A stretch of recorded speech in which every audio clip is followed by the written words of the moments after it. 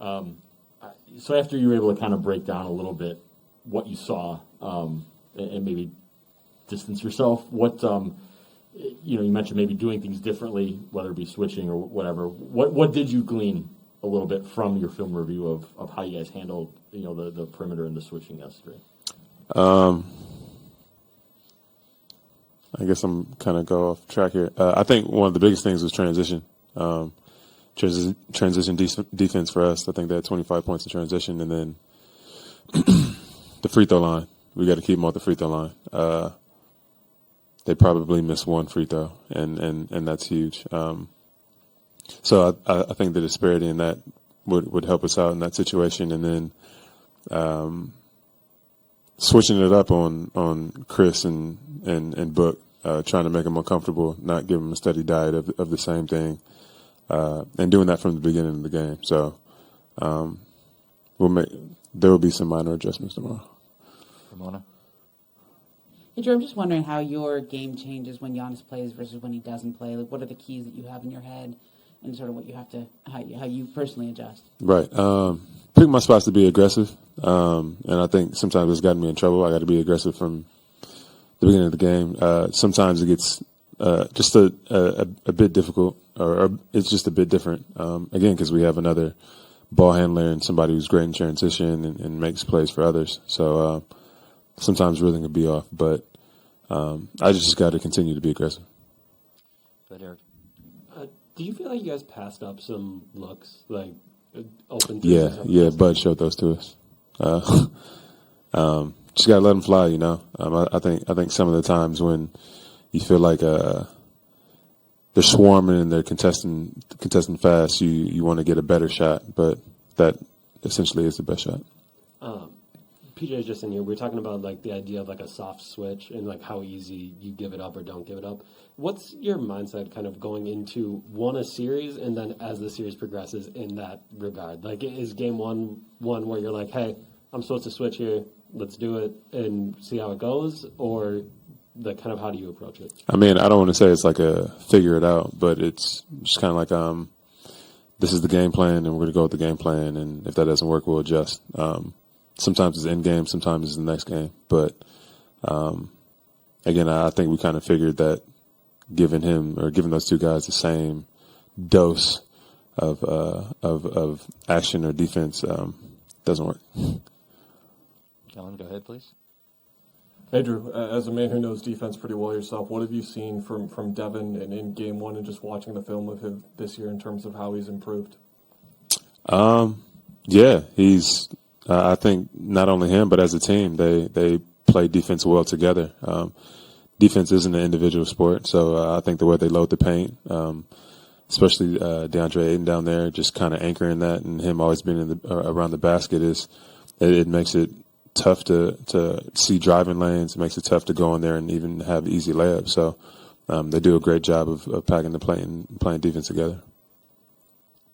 Hey, Jrue, I just want to go back. You were talking about like the difference in the game, and you mentioned transition and free throws. So with transition, do you feel like the turnovers were? Do you think it was because of the turnovers that they got out in transition, and then do you feel like it was forced or just mental mistakes? What were y'all seeing there? Some of them were transition. Some of them I felt like it's just being eager, and when you see how fast they play, and you see Devin Booker and Chris Paul just kind of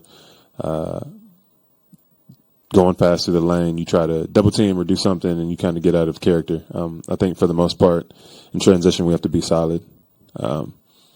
Obviously, Devin and Chris, but mostly Devin in transition, great at the basket. But we have to trust our defense. We have to trust our individual defense, and then be able to spray back out to contest three. So. With the free throws, I know you were talking about their free throws, but what's the importance of you all countering that on the offensive end, trying to get into the line? For sure. Playing in the paint.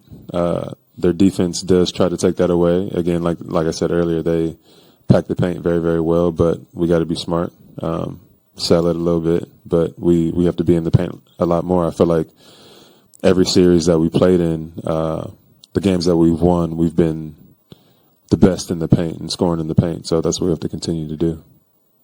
Go to Zoom for a question. Go ahead, please. All right, let's go with Spencer Davies.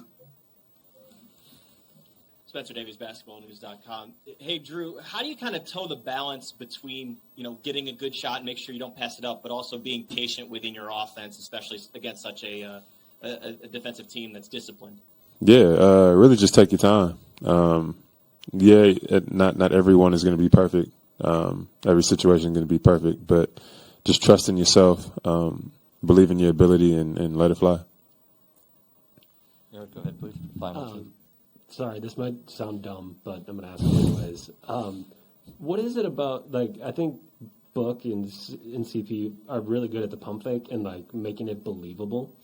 What is it about that? Chris is really good at it, too. What makes a pump fake good or believable or, can get you up? Do you get what I'm saying? Yeah, for one, a scorer, somebody who scores a lot and they're great at it, and the spots that they like to get to. So if it's mid-range with Chris and Book, you pretty much think that it's going to go in, and that's believable in itself. But I think the way that they pump fake, they show the ball.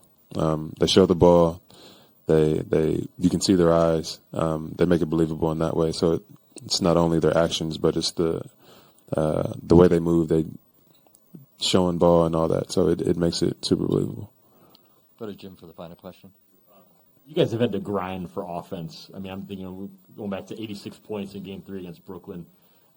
Last night was one of the better shooting nights for you guys all around. I mean, I know every game is different, but what can that lead to anything? Can that give guys confidence putting it up to a degree that for the first time really threes went in and a lot of those mid-range shots went in?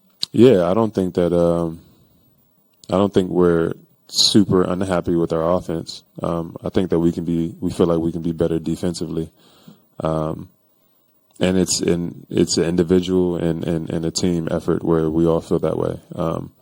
Us getting to 100 points and being able to play that way. I know I didn't shoot well, but we also made plays where guys were knocking in threes. Bryn had a couple.